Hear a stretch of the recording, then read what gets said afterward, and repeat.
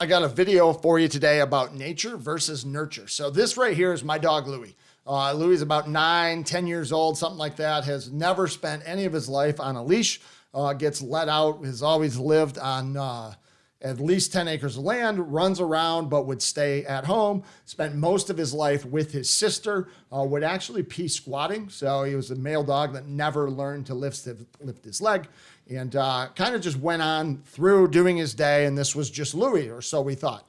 And there's often this thing that the people you associate yourself with, right, you often take on their traits. If you want to be successful, hang out with successful people. If you want to be physically fit, hang out with physically fit people. If you want to be able to drink a lot of beer, hang out with heavy beer drinkers. You name what you want to do, associate yourself with those people, and you ultimately become that.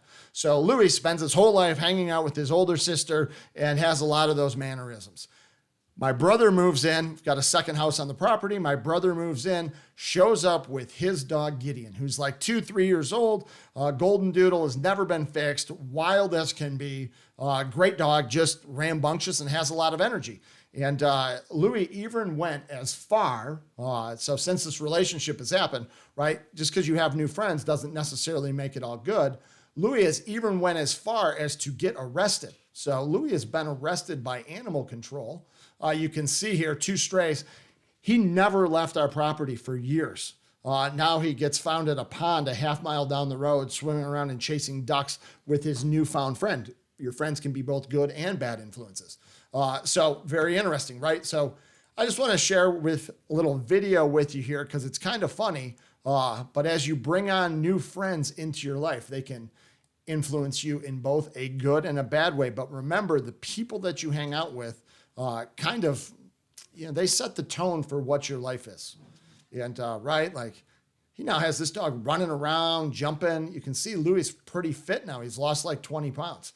And anytime, those of you that know guys, you have guy friends, right? They mess with you. They dink around with you. They bite your ear. They do things to you, right? They're just messing around with you. They're showing you who's boss out in the yard. So remember, your friends and the people that you hang out with will more or less dictate your success level. So the moral of the story here is, if you want to be wildly successful and you want to like kind of get ahead in life, associate with those people that are going to help push you to get ahead. Those people that want more from you.